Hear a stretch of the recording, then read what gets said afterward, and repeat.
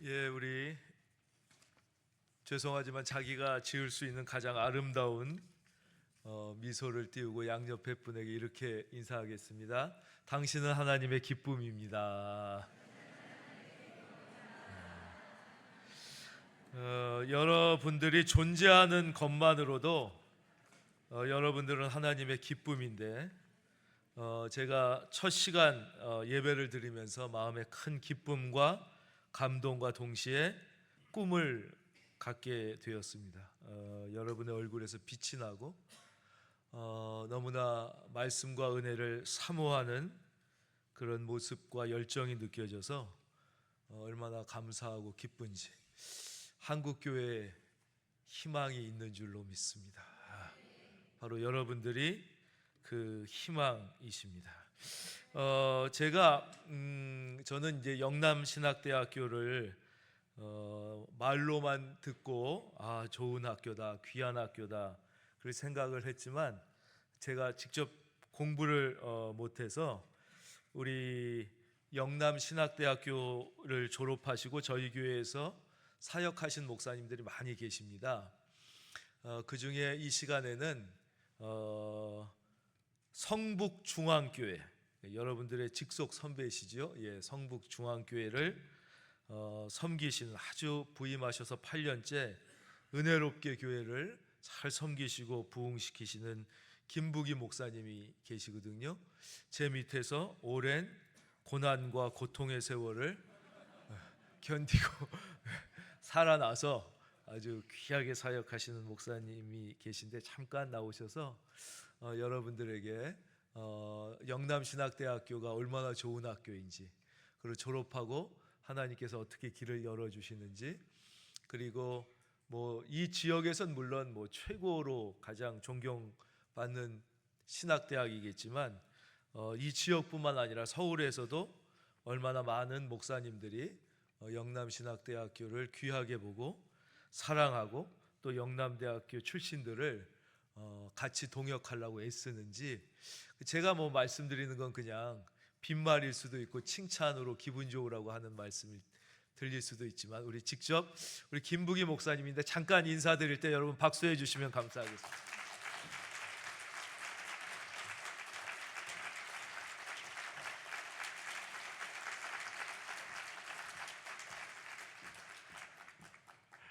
네, 먼저 이렇게 자랑스러운 모교에 설 수 있도록 허락하신 하나님께 감사드립니다. 안녕하세요. 저는 성북중앙교회를 섬기고 있는 김부기라고 합니다. 영신학부 93학번입니다. 졸업하고 26년 지난 것 같은데요, 제가 학교를 잘못 온 줄 알았어요. 왜냐하면 정문이 이쪽이더라고요. 전 정문이 이쪽 이해가 되시나요? 저는 정문이 이쪽으로만 다녔거든요. 그런데 정문이 완전히 바뀌었고 학교가 엄청 바뀐 거예요. 그래서 정말 이 학교를 위해 애쓰신 여기 계신 우리 총장님, 또 우리 교직원분들이 얼마나 애쓰셨을까를 이렇게 피부로 와닿고 실감하게 되었습니다. 여기 계신 우리 총장님, 또 교직원분들께 깊이 감사드립니다. 또 우리 학교를 위해서 애써주시고 기도해 주신 모든 동문 선배 목사님들께도 감사드립니다. 제가 우리 사랑하고 존경하는 이교 목사님 밑에서 8년을 훈련을 받았는데요, 너무너무 참 감사하고 귀한 시간이었습니다. 제가 잠깐 이 시간 말씀드리고 싶은 건 제가 만난 하나님인데요, 제가 만난 하나님은 가장 좋을 때 가장 좋은 길로 인도해 주시는 분이라는 겁니다. 24살 대학 이렇게 1학년 군대 갔다 와서 학부 2학년 때 영주에 있는 영주 동산교회라는 곳에서 이제 교육전도사를 하게 되었습니다. 교육전사를 다니면서 여기 기숙사에 4년 동안 있었거든요. 기숙사 너무 좋습니다. 저는 기숙사가 얼마나 좋은지 모릅니다. 저는 같이 어울리는 게 좋은데요, 그렇게 영주 동산교회를 다니면서 한 6년 정도 사역하고 결혼을 하게 돼서 이제 김천이라는 곳으로 사역지를 옮기게 됐어요. 그래서 김천에 있는 황금동 교회라는 곳에서 또 사역을 하게 됐습니다. 그곳에서 사역하면서 신대원을 다니게 됐고, 또 신대원 졸업할 때쯤 목사님께서 목사님 저 어떻게 할까요? 그랬더니 김전도사 여기서 안수받고 부목사 해 그러셔서 거기서 안수받고 부목사가 됐습니다. 그리고 첫째 아이를 놓고 안수받고 또 둘째 아이를 낳게 됐습니다. 그래서 목사님 저 임지 어떻게 할까요? 그랬더니 김 목사 조금 더 같이 사역하지라고 해서 또 조금 더 기다렸습니다. 또 몇 년이 지났는데요. 목사님 어떻게 할까요? 그러니까 조금만 더 기다려 하시는 거예요. 그래서 거기서 10년 있었습니다. 네. 양해하고 들어주세요. 제가 이렇게 저를 내려고 하는, 제 의를 드러내려고 하는 게 아니니까요. 그래서 제 마음에는 이제 거기 있으면서 이 마음으로 기도할 때 하나님 저 부흥하는 교회 좀 경험했으면 좋겠어요. 저 한국 교회가 많이 어렵다고 하는데 좀 부흥하고 성장하는 교회에서 좀 배울 수 있도록 기회를 주세요. 그렇게 늘 기도는 했거든요. 그러시면서 그때 당시 한금동교회 이현세 목사님께서 기다리면 내가 너 다음 임지를 알아봐 줄게 그러셔서 이제 9년째 되고 이제 10년째 되는 해 목사님 저 어떻게 할까요? 그랬더니 김 목사 한 곳에서 자리가 있는데 전세금이 한 5천 정도 있어. 그럼 거기 갈 수 있대라는 겁니다. 그러니까 사택을 안 주는데 부목사로 청빙이 된 거예요.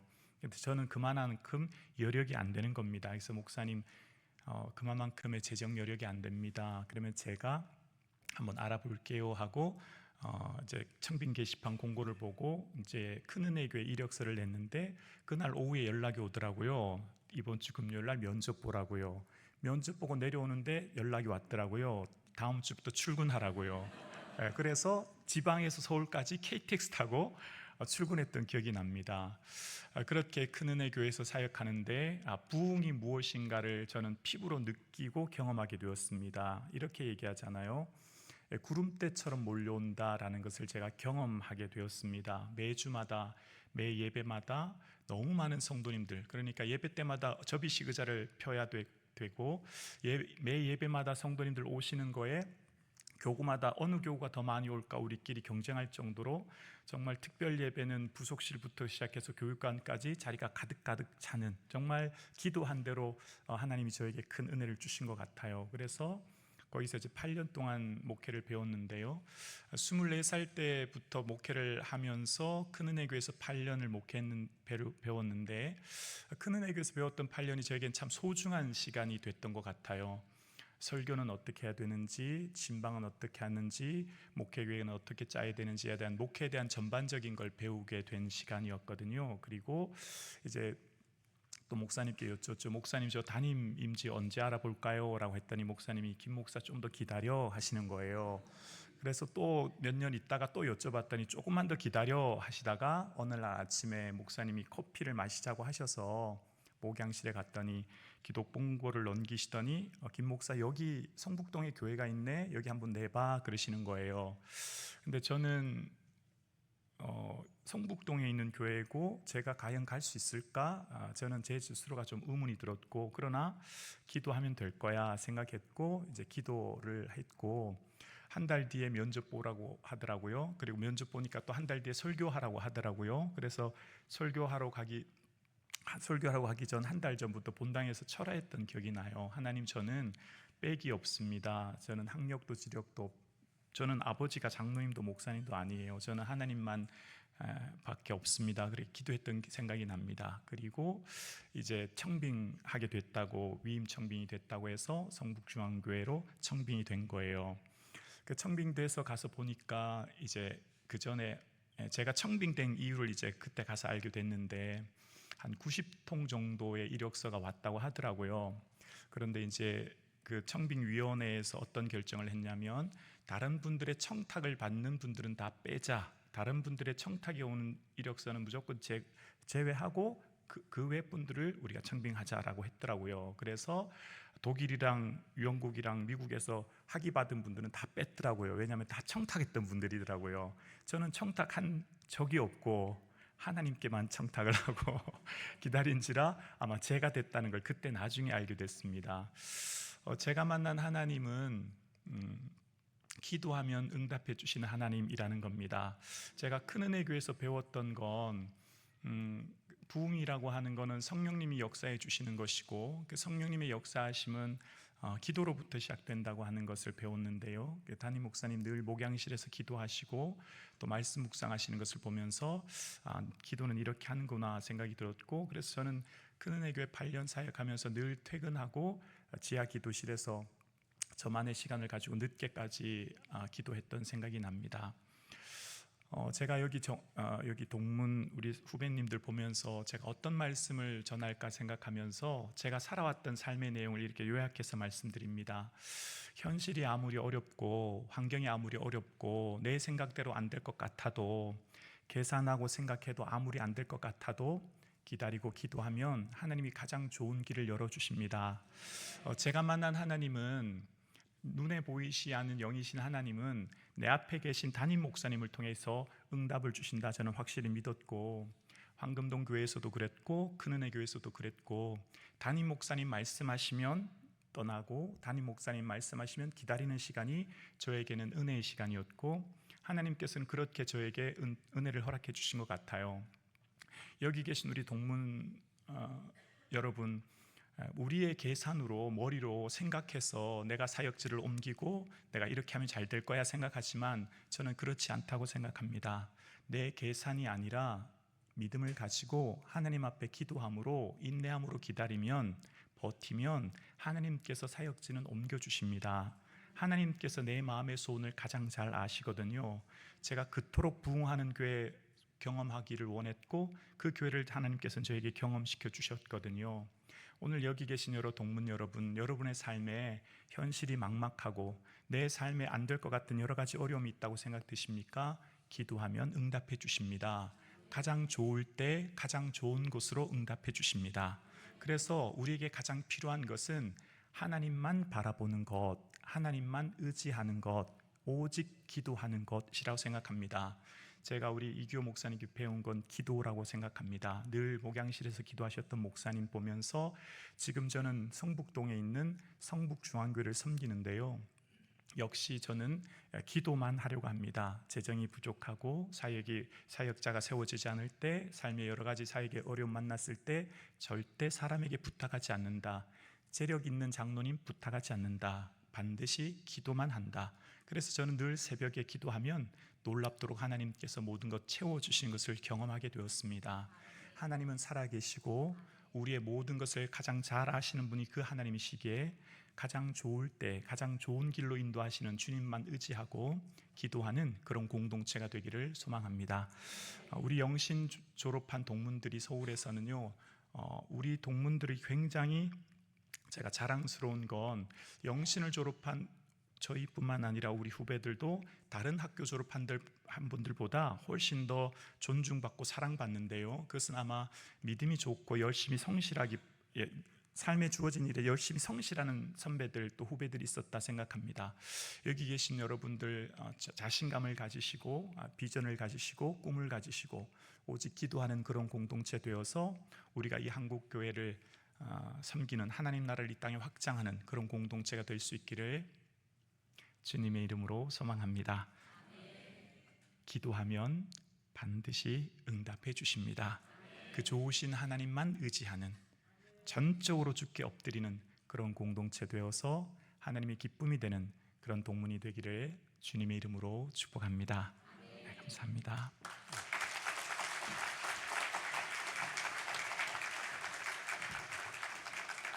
예, 기도드리겠습니다. 하나님 아버지, 두 번째 시간 하나님의 말씀을 들으려고 합니다. 오직 주의 성령께서 이 자리에 임재하셔서 말씀해 주시고 우리에게 들을 수 있는 귀를 허락하여 주시옵소서. 우리 구주 예수 그리스도의 이름 받들어 기도하옵나이다. 아멘. 자, 은혜 다 받으셨으니까 이제 주무시면 됩니다. 은혜 다 받으셨죠? 예. 저희 교회 얘기한 거는 잊어버리셔도 되는데, 얼마나 이 영남신학대학교가 한국교회에서 자랑스러운 학교인지 그건 여러분들이 좀 교만이 아니라 거룩한 자부심으로 갖고 계시면 좋겠다 생각합니다. 사실 오늘 제가 말씀을 안 드리는데 저희 교회 오래 사역하시다가 지금 포항 연일교회 담임 목사님으로 오신 문성용 목사님이 계십니다. 그분 너무 좋은 분이니까 여러분 청빈 게시판에 포항 연일교회 나오면 무조건 꼭 지원해 주시기 바랍니다. 지금 주로 계명대에서 많이 온다. 우리 한번 인사할 때 박수해 주시면 감사하겠습니다. 하늘에 계신 우리 아버지, 아빠, 이게 이제 무조건 기도는 아빠 이렇게 시작하는 아빠. 그리고 그 하나님은 나만의 하나님이 아니라 우리의 하나님이에요. 우리. 그래서 우리가 서로를 사랑하고 존중해야 된다. 하늘에 계시는 짧게 설명하겠습니다. 하늘들 이렇게 원문은 되어 있습니다. 하늘들. 그럼 무슨 뜻일까요? 하늘에 계신 하나님은 하늘들에 계신 여러 가지 해석이 가능하겠지만 첫째는 어느 곳이나 다 계시다 이런 뜻이에요. 우리가 다 배운 거랑 똑같습니다. 편재, 하나님의 편재성. 어느 곳이나 다 계시다 이런 뜻이죠. 그러나 또 다른 뜻이 있습니다. 그것은 이 하늘에 계신 우리가 아빠를 생각할 때 하늘을 생각해야 된다. 여러분, 이 세상이 전부가 아닙니다. 우리는 이 세상에서 승부를 보려고 합니다. 이 세상에서 성취를 하려고 그러거든요. 그러나 여러분 진짜 인생을 성공했는지 성공하지 않았는지는 인생의 본론인 천국에서 하나님이 말씀해 주시는 것이죠. 우리가 잘 아는 대로 링컨 대통령이 수도 없이 낙선하지 않았으면 계속 낙선하다가 드디어 대통령이 됐을 때 그의 정적이었던 분이 이렇게 얘기했대잖아요. 아, 카카 드디어 성공하셨군요. 축하드립니다. 그랬더니 그때 링컨이 이렇게 대답했다고 그랬습니다. 성공이요? 우리가 이 땅에 있는 동안 과연 무엇이 성공입니까? 실패요? 우리가 이 땅에 있는 동안 무엇이 실패입니까? 제 인생에 수없이 실패처럼 보였던 순간들은 오늘 저를 이 자리에 세우기 위한 하나님의 훈련 과정이었습니다. 그리고 지금 성공처럼 보이는 이것은 성공이 아니라 저에게 주어진 또 하나의 테스트입니다. 우리가 진짜 성공했는지 성공하지 못했는지는 나중에 하나님 앞에서 하나님이 말씀해 주실 것입니다. 그래서 우리는 늘 이 땅을 살지만 하늘을 생각하며 살아야 된다는 것이죠. 하늘에 계신 우리 아버지. 세 번째 뜻은 아까 설명드린 것처럼 이 아버지는 땅에 있는 네 애비랑 다르다는 뜻입니다. 땅에 있는 아버지도 좋을 수 있지만 땅에 있는 아버지는 바뀝니다. 변하고 실수가 많고 또 좋은 아버지도 있지만 별로 안 좋은 아버지도 있습니다. 그리고 주로 자녀에게 잘못된 가르침을 주는 아버지들이 대부분입니다. 대부분 진짜 성공한 아버지들은 자녀에게 이렇게 살아라 저렇게 살아라 얘기를 절대 하지 않습니다. 근데 대부분 성공을 못한 사람들이 너 이렇게 해야 성공한다 저렇게 해야 성공. 여러분, 아버지의 말을 거부하기를 바랍니다. 부모님의 말씀을 듣지 마십시오. 부모님은 여러분의 미래가 어떨지 알지 못합니다. 그러니까 제가 학교 갈 때만 해도요, 서울대학이 제일 좋은 대학이었어요. 그래가지고 서울대 제일 약한 과에 공대 떨어진 애들이 지방대 의대 다 갔었습니다. 지금은요, 전국의 의대를 다 그리고 안 되면 서울대 공대 옵니다. 순식간에 바뀐 거예요. 옛날엔 공부 잘하면 서울대 가라고 그랬는데 지금 서울대 졸업해도 취업이 안 돼가지고 이건 저희가 학교가 앞에 있으니까 너무너무 많이 아는 거예요. 여러분의 인생을 예수의 수레에 매시기를 바랍니다. 그러니까 여러분의 아버지들은 앞으로 어떻게 될지 몰라요. 그러니까 조언을 해주실 수는 있는데 그 조언을 확신을 가지고 하는 순간 그건 틀린 얘기입니다. 야, 링컨은 초등학교 4학년뿐이 못 나왔는데 저렇게 훌륭한 사람이 돼. 넌 아빠가 뼈골 빠지게 일해가지고 대학까지 졸업시켰는데 그러면 이렇게 얘기하세요. 링컨은 50에 대통령이 되었는데 아버지는 지금 그 연세에 뭐 하고 계십니까? 이렇게 얘기해요.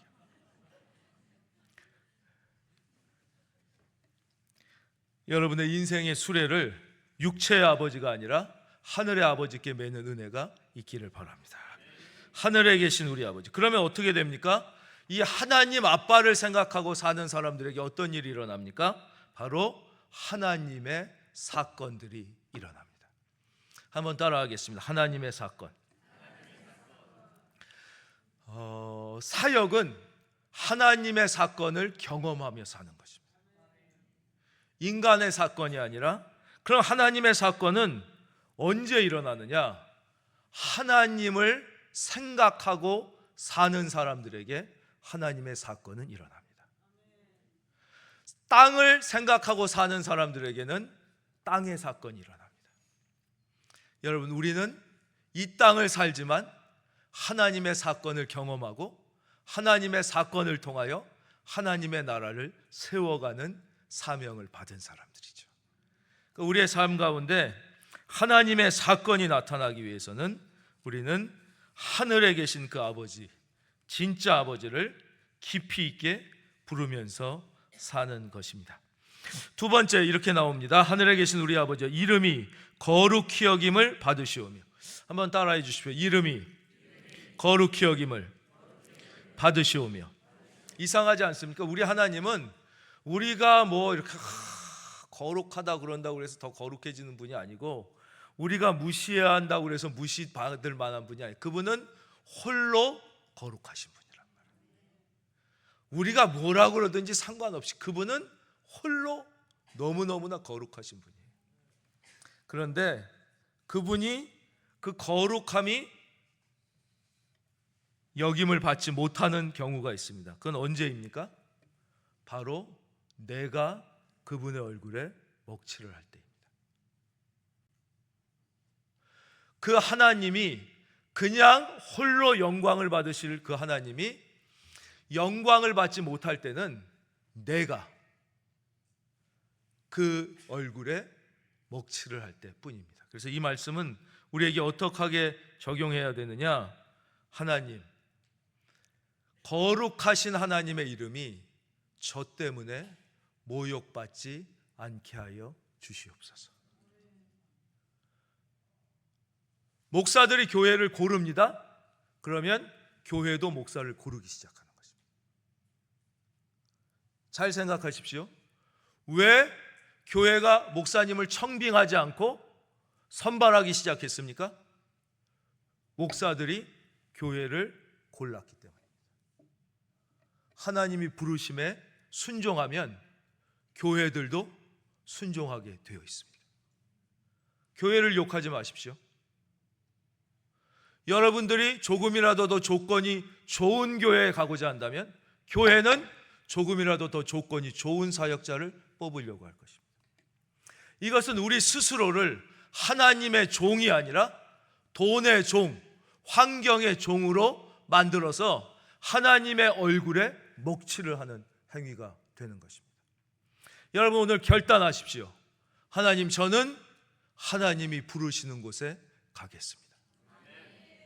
우리가 하나님의 얼굴에 먹칠을 하는 것은 바로 세상 사람들과 똑같은 기준으로 우리는 고르면서, 세상은 교회가 우리를 그렇게 대하는 것은 거부감을 갖는다는 것이죠.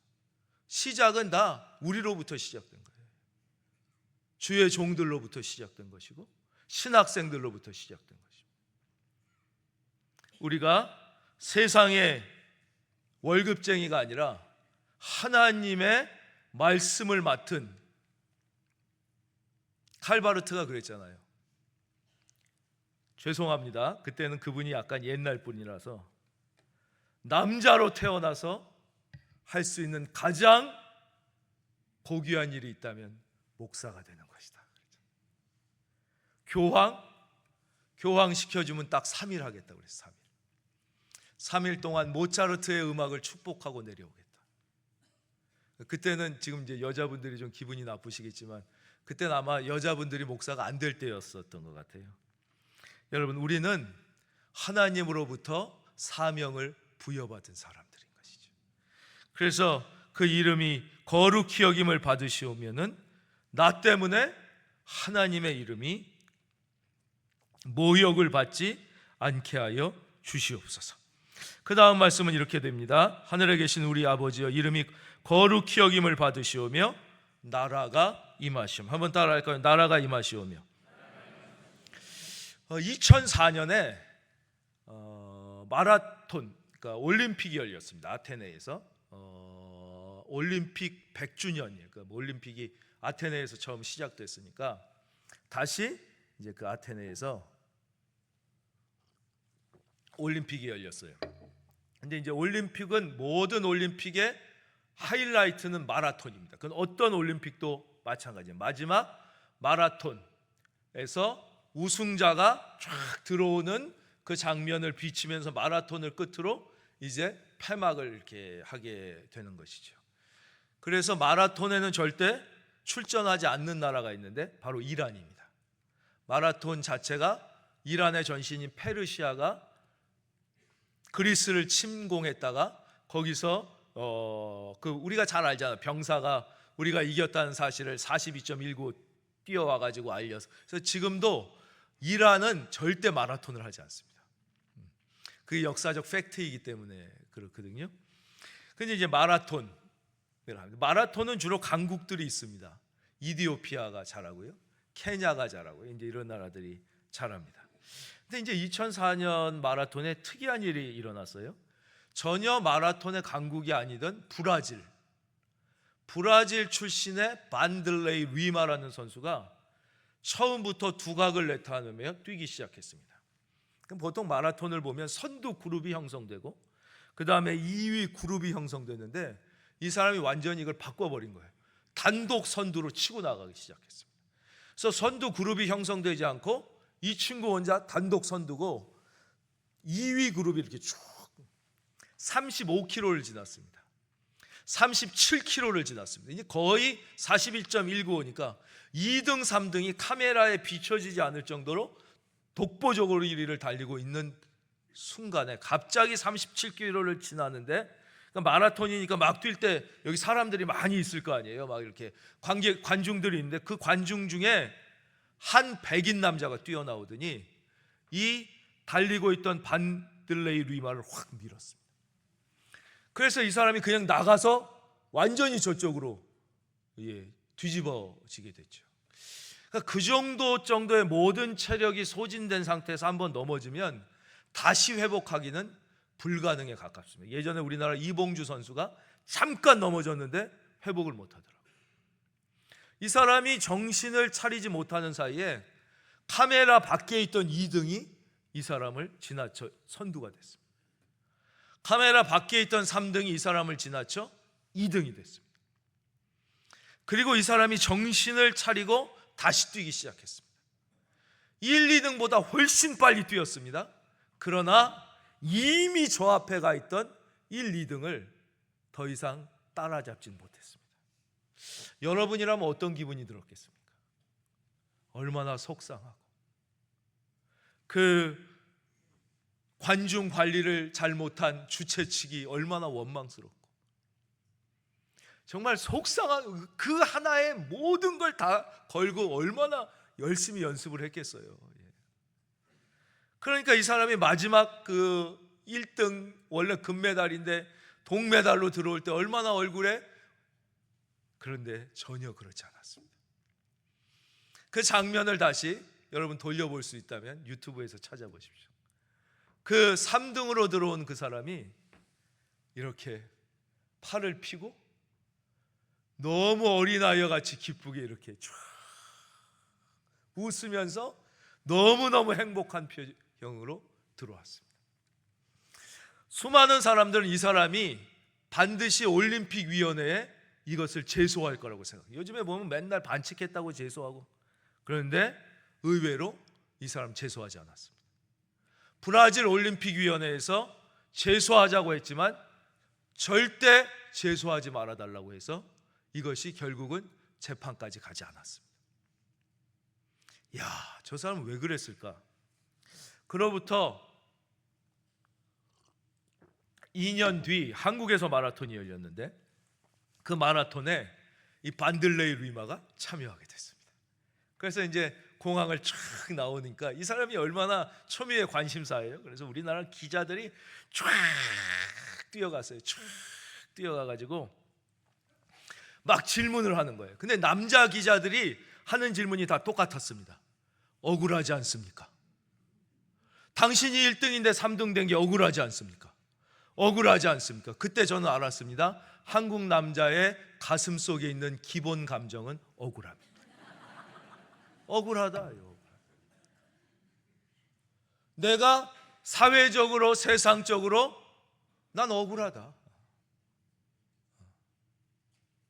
내가 실제 이거보다 훨씬 나은 사람인데 내가 이것뿐이 대우를 받지 못하는 게 억울하다. 내가 사실 여기서 이러고 있을 사람이 아닌데 내가 총구석에 태어나서 이러는 게 억울하다. 뭐 부모님 때문에 억울할 수도 있고요. 내가 좋은 부모만 만났으면, 내가 키가 조금만 더 컸어도 내가 여학생한테 인기가 많았을 텐데 키가 작아 루저가 돼서 억울하다. 다 똑같았습니다. 억울하지 않습니까? 억울하지 않습니까? 억울하지 않습니까? 그 다음에 여자 기자들이 묻기 시작했습니다. 여자 기자들의 질문은 다 똑같았습니다. 분하지 않습니까? 분하지 않습니까? 분하지 않습니까? 우리나라 여성의 기본값은 분함이었습니다. 분하다. 내가 여자로 태어나지만 않았어도 훨씬 더 내가 사회적으로도 성공할 수 있고, 왜 똑같이 애 낳았는데 육아는 남편은 도와주는 거냐? 요즘엔 뭐 대부분의 남자가 노예처럼 살긴 하지만 그렇죠? 예전에는 좀 안 그랬잖아요. 분하다. 내가 여자로 태어나지 않았으면 훨씬 더 나을 텐데 왜 국회의원이 300명 중에 152명이 여자여야지 여자가 이렇게 적냐? 우리의 능력이 뭐가 남자보다 떨어지냐? 그런 디폴트 값을 가지고 있었던 것 같습니다. 근데 그 질문에 반들레이 루이머가 이렇게 대답합니다. 전혀 억울하지도 않고 전혀 분하지도 않습니다. 저는 브라질의 아주 가난한 집에서 태어났습니다. 만약에 저에게 마라톤이 없었다면 저는 지금도 그곳에서 쓰레기를 뒤지며 살고 있었을 것입니다. 저는 뛸 수 있다는 것만으로 하나님께 감사합니다. 저에게 마라톤이라는 것을 할 수 있게 해주신 것만으로 전 너무나 행복합니다. 여러분, 이 땅을 살아갈 때 억울해하지 마십시오. 분해하지 마십시오. 나 같은 거를 하나님의 자녀로 불러주신 걸로 영원히 기뻐하고 감격하고 여러분 속에 잠들어 있는 행복의 세포가 일어나 춤추게 되기를 바랍니다. 그것이 살아계신 하나님을 증거하는 우리의 삶입니다. 세상 사람과 똑같이 분해하고 억울해하고 속상해하면 하나님의 나라가 이 땅에 임하지 못합니다. 이 하나님의 나라가 임한다는 것은 무엇입니까? 하나님의 나라가 내 속에 임해야 나를 통하여 주님이 이 세상에 하나님의 나라를 임하게 하시는 거거든요. 주의 종들을 통하여 하나님은 일하시거든요. 그리스도인들을 통하여 당신의 살아계심을 보여주시거든요. 내 안에 하나님의 나라가 임해야 됩니다. 그것은 무엇입니까? 구원받았다는 사실 하나만으로도 우리 안에 감당할 수 없는 감격과 기쁨이 계속 넘쳐나는 것. 그것이 바로 우리 안에 진짜 하나님의 나라가 임하는 것입니다. 작은 일에 억울해하고 뭐 이걸 옳고 그름을 따지고, 여러분 옳고 그름을 따졌으면 우리는 여기 앉아 있을 사람이 아무도 없어요. 하나님 앞에 다 번개 맞아 죽은 거예요. 50보 100보예요. 똥 묻은 개가 겨 묻은 개를 나무라는 거예요. 보통 보면 정말 은혜가 충만하고 인격이 고매한 분 중에 다른 사람을 지적질하거나 비판하거나 욕하는 사람을 거의 만나기 힘듭니다. 근데 주로 입만 열었다 하면 다른 사람이나 다른 조직이나 또 이런 얘기예요. 지금 뭐 대한민국은 뭐 이런 얘기합니다.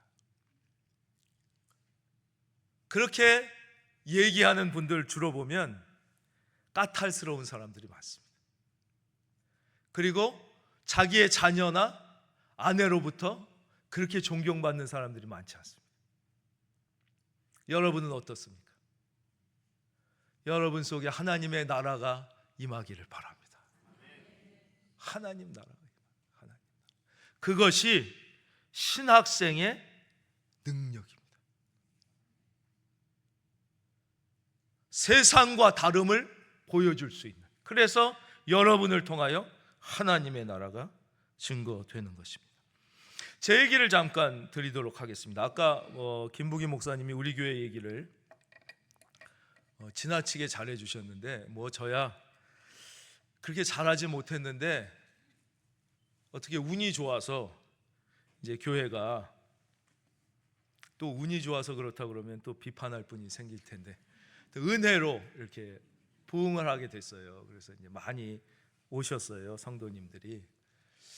그리고 이제 청년들이 많고 청년들이 많이 왔어요. 그리고 30대가 제일 많습니다, 교인 중에. 그 다음이 40대, 그 다음에 20대, 그 다음에 50대. 그러니까 3, 40대가 교회를 떠난다고 그러는데 저희 교회는 3, 40대가 제일 많이 옵니다, 20대랑. 그러니까 다른 목사님들이 저한테 이렇게 말씀하시는 분이 있었어요. 야, 이 목사는 좋겠다. 이 목사 부럽다. 이 목사 얼마나 행복하냐. 그럼 제가 그냥 웃고 아유 감사합니다. 한 번도 교인이 많이 와서 행복한 적은 없었습니다. 교회가 부흥하거나 청년이 넘쳐나서 행복한 적은 한 번도 없었습니다. 많이 오면 근심이 더하고 어깨가 더 무거워집니다. 청년들이 많이 오면 문제가 그만큼 많아집니다. 별일이 다 생겨요, 교회 안에서. 오직 제가 자기 전에 저를 위로했던 기쁨은 하나님이 나를 선택해서 자녀 삼아 주셨다는 기쁨. 그리고 나 같은 것을 목사로 불러주셨다는 것. 여러분, 목회는요 10명이 모이든 10,000명이 모이든 좁은 문 좁은 길을 가는 것입니다. 세상적으로 좋아 보인다고 거기에 목회의 기쁨이 있지 않습니다. 여러분, 지금 여러분 속에 구원받은 감격이 뜨겁지 않다면 어떤 상황이 돼도 잠깐 기쁠 뿐 다시 원래 값으로 가서 자꾸 뭐 달라 이런 기도만 하게 되는 거예요. 자꾸 더 바라는 것만 많아지는 거예요. 죽을 때까지 그렇게 되는 거예요. 지금 오늘부터 내 안에 잠들어 있던 구원의 감격이 깨어나 춤추기 시작하면 여러분은 환경이 지배하지 못하는 정말 하나님의 영이 지배하는 하나님의 사람으로 살게 되는 것입니다. 나라가 임하시오며 뜻이 하늘에서 이루어진 것 같이 땅에서도 이루어지이다. 여러분, 하나님의 뜻이 무엇일까요?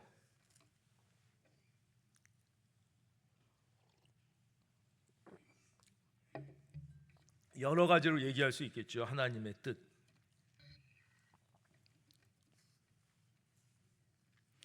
그렇다면 조금 좁혀 보겠습니다. 하나님의 뜻 가운데 가장 중요한 뜻 무엇일까요? 이제 예수님한테 이렇게 물었죠. 율법이 무엇입니까? 그때 예수님이 내 전부를 다해 하나님을 사랑하고 내 이웃을 내 몸과 같이 사랑하라. 이것이 온 율법과 선지자. 예수님께서 십자가에 달리기 전에 이렇게 말씀하셨죠. 서로 사랑하라.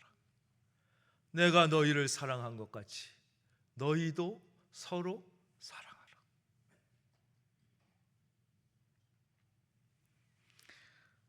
고린도 전서 13장은 우리에게 너무나 잘 알려진 말씀. 믿음, 소망, 사랑, 그 세 가지는 영원히 있을진데 그 중에 제일은 뭐라고요? 사랑. 여러분, 십자가는 사랑입니다.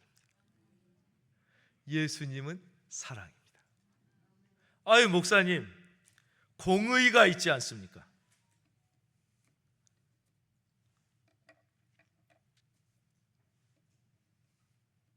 성경이 얘기하는 공의는 다른 사람의 잘잘못을 따지는 게 결코 아닙니다.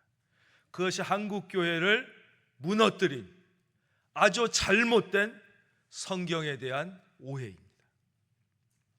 성경의 공의는 예수님께서 우리를 위하여 죽어주신 것입니다. 죄를 대신하여 죽어주신 것이 공의입니다. 만약에 성경의 공의가 우리가 얘기하는 것처럼 너는 잘못했으니 잘못의 대가를 받으라고 그랬으면 우리 중에 구원받을 수 있는 사람은 아무도 없는 것입니다. 여러분, 공의는 무엇입니까? 나라를 위하여 여러분이 죽어주는 것입니다. 이 학교의 공의가 충만하길 원한다면 여러분이 영남신학대학교에 잘못한 것을 비판하는 게 아니라 영남신학대학의 그 잘못된 것을 위하여 여러분이 희생하면 되는 것입니다. 한국교회는 잘못된 공의로 서로가 서로를 손가락질하는 것을 당연하고 정당한 걸로 착각했습니다. 그것은 공의가 아닙니다. 십자가의 공의는 의를 이루기 위하여 하나님이 대신 죽으신 것이 공의입니다. 여러분, 그리스도인의 공의는 무엇입니까? 바로 죄와 악과 문제를 위하여 내가 죽는 것이 공이지, 손가락질하면 너 이거 잘못됐다, 너 저거 잘못됐다, 너 요거 잘못됐다, 그건 공의가 아니라 그것은 사탄이 좋아하는 분열과 미움입니다. 여러분, 진짜 사랑한다면 지적질하지 말고 그를 위하여 죽어주십시오. 그렇다면 그것은 공의입니다. 그러나 말로 잘못했는데, 여러분, 말 옳고 그른 거는요 초등학교 3학년도 다 알아요. 운전 못해도 운전하면서 가다가 엄마가 빨간불에 지나가면 엄마 빨간불 이런 얘기 다 합니다. 그러나 운전 시켜보면 못한단 말이에요. 정치, 누가 우리나라에서 정치 제일 잘하는 줄 아십니까? 복덕방 아저씨랑 택시 기사분들입니다. 이분들은 정치에 대하여 뛰어난 식견이 있고 어느 정치인은 나쁜 놈이고 누구는 죽일 놈이고 너무 잘합니다. 그분들에게 한번 나라 맡겨볼까요? 그거는 공의가 아닙니다. 누구나 할 수 있는 거예요. 하나님의 사람이 하는 것, 뜻이 하늘에서 이루어진 것 같이 땅에서도 이루어진다는 것은, 하나님, 제가 비록 육체를 가지고 이 땅에 살고 있는 연약한 사람이지만 저를 통해서 하나님의 사랑이 드러나게 하여 주시옵소서. 나를 통하여 하나님의 사랑. 그럼 목사님은 그렇게 삽니까? 그렇게 살진 못하지만 살려고 노력을 합니다. 어느 교회 찬양대에 너무 찬양을 못하는, 노래를 못하는 거겠죠. 노래를 너무 못하는 권사님이 계셨대요. 그래가지고 이제 너무 열심은 있어, 또 목소리는 커. 근데 다 틀리는 거예요. 혼자 막 이렇게 화음 다 틀리게 하고, 그러면 이상하게 또 옆 사람도 따라가게 되잖아요. 이렇게 틀린 걸 막. 지휘자님이 이분 너무 그러셔서 봉사하시는 건 감사한데 좀 다른 데 봉사하시면 어떨까? 그래서 이렇게 권면을 계속 해드렸다는 거예요. 권면을 해드렸는데 죽어도 나는 이 찬양대회다. 나는 그것도 소프라노 아니면 안 한다. 그래가지고 끝까지 막 쇠 목소리로. 그래서 이분이 견디다 못한 목사님께 말씀을 드렸다는 거예요. 목사님이 말씀을 좀 해주십시오. 우리가 아무리 얘기해도 안 듣습니다. 목사님도 그런 얘기하기 진짜 싫거든요. 그래도 어떡합니까? 그래서 이제 불러서 말씀, 야 권사님 참 봉사하시는 건 아름다운데 권사님 달란트대로 또 뭐 이렇게 교사를 하시는 건 어떠실까요? 안내. 그런데 이분이 나는 죽어도 찬양대를 해야 되겠다고. 나는 무슨 일이 있어도 3부 예배 소프라노를 해야 된다고 계속 그러더라고요. 아무리 해도 설득이 안 되니까 목사님이 아이 권사님 사람들이 그렇게 노래도 못한다고 그러는데 왜 꼭 그렇게 찬양대를 끝까지 하려고 그럽니까? 그랬더니 권사님이 목사님은 사람들이 그렇게 설교가 지겹다고 하는데 왜 끝까지 목사를 하려고 그럽니까?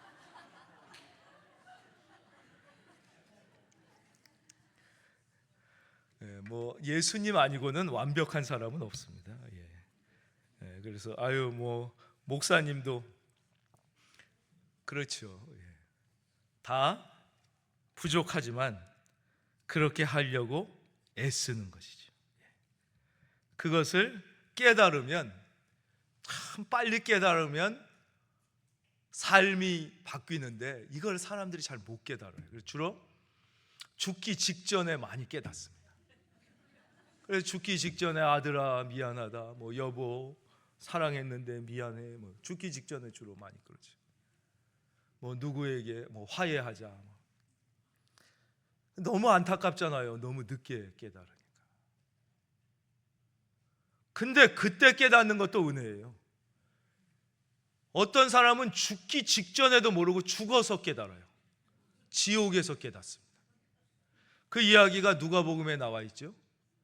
부자와 거지 나사로. 그는 호의호식하며 잘 살았어요. 그 부자는 죽을 때도 아주 평안히 죽었어요. 그 앞에 거지 나사로가 있었는데 뭐 거지 나사로를 핍박한 것도 없어요. 때리지도 않았어요. 근데 그는 지옥에 가서 알았죠. 사랑하지 않는 게 얼마나 큰 죄였는지. 죽기 전에도 못 깨달은 거죠. 그래서 죽어서 이제 지옥에 가서 거기서 막 제발 천국이 있다는 것을 알게 해주세요. 제발 뭐 가서 말씀해 주세요. 그러니까 뭐라고 말씀하셔요? 지금 내가 보내는 사람들을 통하여 알아듣지 못하면 모세가 직접 가도 알아듣지 못한다. 하나님의 뜻은 특별한 사람만 이룰 수 있는 것이 아닙니다. 당장 내가 사랑하기 시작하는 것이죠. 사랑. 모든 것의 최고는 사랑입니다. 사랑. 저는 잘해야 된다고 배웠습니다. 잘해야 된다. 어렸을 때부터 잘해야 된다는 얘기를 들었어요. 1등 하지 않으면 넌 내 자식이 아니다. 1등을 안 하면은 그건 내 자식이 아니라는 거예요. 물론 거짓말이셨겠지만 어렸을 땐 그걸 믿었어요.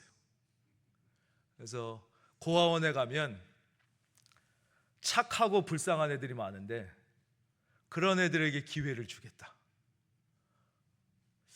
늘 잘해야 되는 줄 알았어요. 여러분 못해도 됩니다. 사랑하면 되는 것입니다.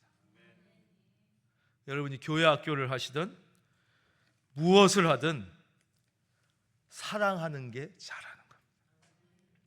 믿음이 있는 사람은 사랑하게 되어 있고 소망이 있는 사람은 사랑하게 되어 있습니다. 그래서 이 기도는 하늘에서 이루어진 것 같이 땅에서도 하나님의 뜻이 이루어지는 건 하나님, 나를 통해서 하나님의 그 가장 소중한 뜻, 사랑, 그 사랑의 극치가 영혼을 구원하는 거잖아요. 영혼을 구원. 여러분 마음에 영혼을 향한 열정이, 그 사랑이 살아나기를 주의 이름으로 축원합니다. 그 사랑만 뜨거우면 그것이 하나님의 뜻이 이루어지는 것이죠. 그래서 요즘에 왜 교회들이 어렵냐? 여러 가지 이유를 댑니다. 수많은 사회적 여건을 대고 뭐 인구 감소를 얘기하고, 저도 목회를 너무 못하기 때문에 드릴 말씀은 없지만 제 마음속에 하나님이 주신 마음은 사랑이 줄었기 때문이라는 것입니다. 오늘날 목사가 진짜 성도 한 명 한 명을 예수님처럼 사랑한다면 한국교회는 다시 봄이 올 것입니다. 다른 무슨 세미나나 무슨 기술이나 목회적 방법론이나 그걸로 하는 게 아니에요. 사랑으로 성령 사역을 하고 사랑으로 제자 훈련을 하는 거지, 사랑이 빠진 상태로 어떻게든지 목회를 잘하기 위해서, 이 사역을 잘하기 위해서 무슨 제자 훈련을 하고 성령 사역을 하고, 그건 비즈니스예요, 여러분. 비즈니스. 코카콜라 파는 사람도 그걸 많이 팔기 위해서, 그렇다면 주의 종보다 훨씬 더 열심히 뛰는 것입니다. 여러분, 신학은 사랑함입니다. 목회는 사랑함이고, 우리가 주님의 자녀로 부르심을 받았다는 것은 하나님의 어마어마한 사랑을 우리가 받아서 그것을 흘려보내는 것이죠. 흘려보내는 거죠. 잘하려고 하지 말고 사랑하려고 하시면 됩니다. 마지막으로 여러분께 오늘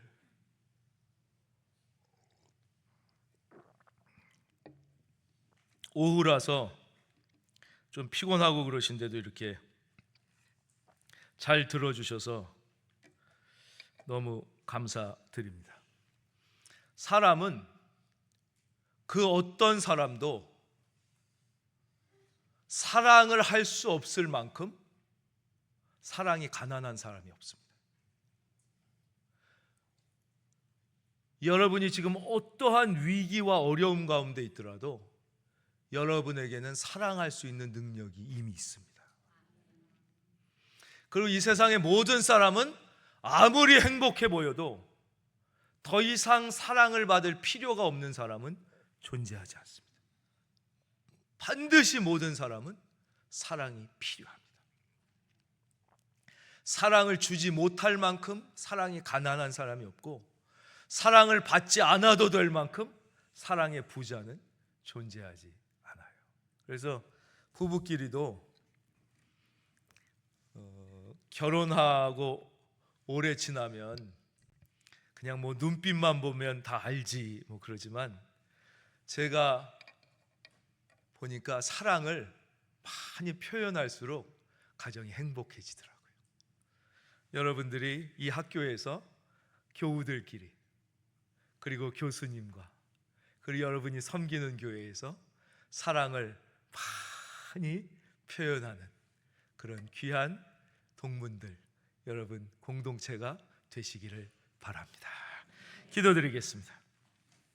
하나님 아버지, 계속하여 하나님의 뜻을 저희가 나누었습니다.